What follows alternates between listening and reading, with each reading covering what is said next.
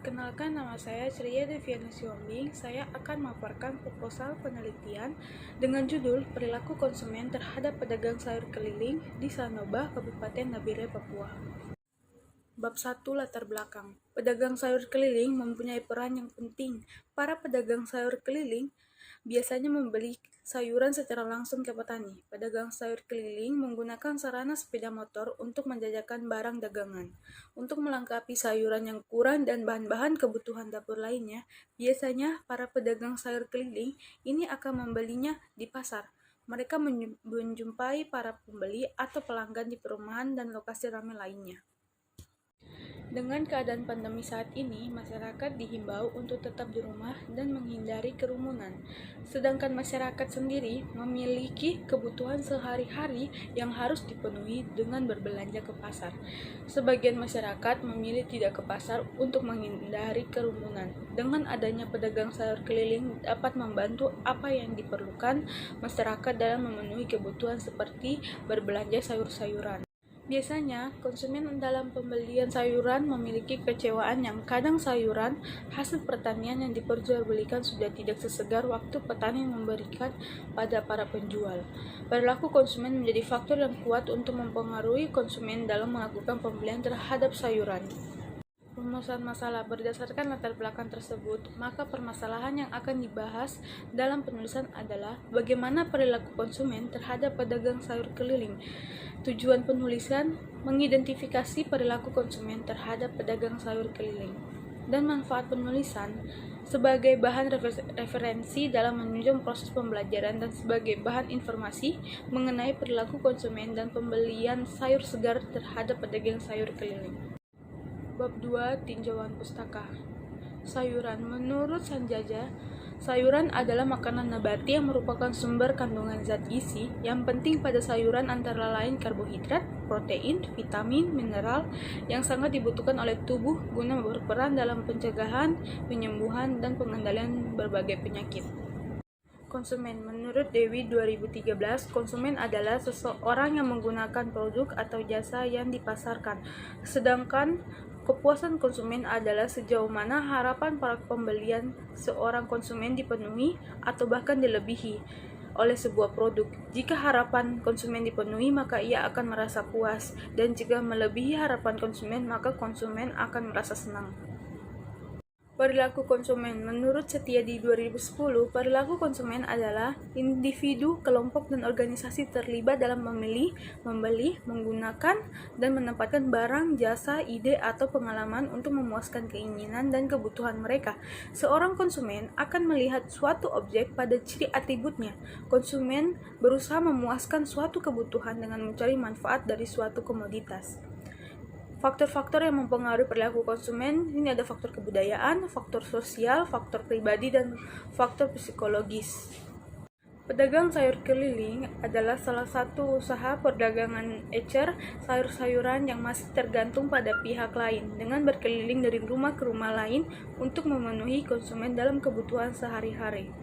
Indikator perilaku konsumen itu yang pertama adalah mencari informasi sebelum membeli, yang kedua mengenali kebutuhan, yang ketiga melakukan evaluasi terhadap beberapa pilihan, yang berikut ada harga, berikut ada kesegaran sayuran, setelah itu melakukan pembelian, dan terakhir melakukan evaluasi pasca beli. Bab 3, metode penelitian. Lokasi dan waktu penelitian. Penelitian ini mengambil lokasi pada perumahan Sanoba Dalam yang beralamat Jalan Pariwisata Sanoba, Kabupaten Nabire, Provinsi Papua. Penelitian ini dilakukan pada bulan September sampai dengan November 2021. Jenis dan sumber data. Jenis data yang digunakan dalam penelitian ini terdiri atas data primer dan sekunder yang bersifat kuantitatif maupun kualitatif. Teknik untuk pengumpulan data untuk data konsumen sayuran diperoleh melalui hasil wawancara langsung dengan menggunakan kuesioner sebagai alat bantu yang telah dipersiapkan sebelumnya. Wawancara dengan konsumen sebagai responden menggunakan kuesioner untuk memperoleh data demografi, sedangkan data sekunder diperoleh dari pustaka-pustaka yang tersedia dan berkaitan dengan topik penelitian seperti perpustakaan, internet, dan informasi yang lain yang bersifat umum. Metode pengambilan sampel. Metode pengambilan sampel pada penelitian ini dilakukan dengan teknik partial sampling karena kerangka sampling atau sampling frame konsumen tidak diketahui secara pasti. Partial sampling adalah pengambilan sampel secara sengaja sesuai dengan persyaratan sampel yang diperlukan dan menggunakan sejumlah sampel dipilih untuk dijadikan responden. Populasi penelitian ini adalah para masyarakat yang ada di perumahan Sanoba Dalam yang menjadi konsumen. Metode pengumpulan data. Metode pengumpulan data primer dan sekunder diperoleh dari studi lapangan atau observasi dengan mewawancara secara langsung responden dengan bantuan daftar pertanyaan atau kuesioner dan studi pustaka. Metode analisis data. Metode analisis data dianalisis dengan analisis deskriptif kuantitatif dipilih karena analisis ini dinilai mampu mendeskripsikan dan menggambarkan karakteristik konsumen atau identitas responden. Data dikelompokkan berdasarkan jawaban yang sama kemudian dipresentasikan berdasarkan jumlah responden. Analisis deskriptif kualitatif. Metode analisis ini merupakan penelitian yang terlandaskan pada filsafat positivisme. Digunakan untuk meneliti pada populasi atau sampel tertentu. Pengumpulan data menggunakan instrumen penelitian analisis data bersifat kuantitatif dengan bertujuan untuk menguji hipotesis yang telah ditetapkan. Analisis ini diuji menggunakan analisis regresi linear berganda, kemudian diimplementasikan ke dalam bentuk analisis deskriptif. Skala pengukuran menggunakan skala Likert, di mana skala ini mengukur sikap, pendapatan, dan persepsi seseorang atau sekelompok orang tentang fenomena sosial. Dengan skala Likert, maka variabel yang akan diukur dijabarkan menjadi indikator variabel, kemudian indikator tersebut dijadikan sebagai titik tolak untuk menyusun instrumen yang dapat berupa pernyataan atau pertanyaan. Bab 4. Biaya dan penelitian.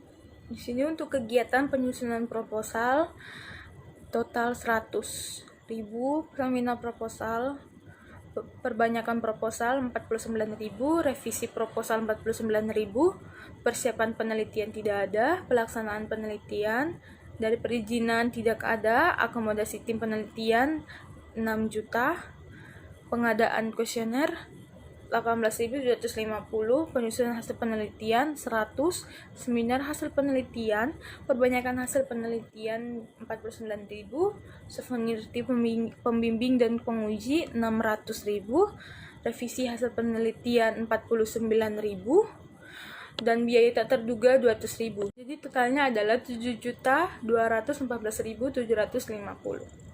Untuk kegiatan di sini dilakukan dari mulai bulan September hingga November, yang dimana pada penyusunan proposal dilakukan pada bulan September di minggu pertama dan minggu kedua, seminar proposal di minggu ketiga, revisi proposal di minggu keempat, dan pelaksanaan penelitian di minggu pertama dan kedua Oktober, penyusunan laporan penelitian di minggu ketiga bulan Oktober, seminar hasil di minggu keempat bulan Oktober, dan revisi dan penjilitan skripsi dilakukan pada bulan November minggu pertama, dan pengumpulan skripsi dilakukan pada minggu kedua bulan November. Sekian dari presentasi saya, terima kasih.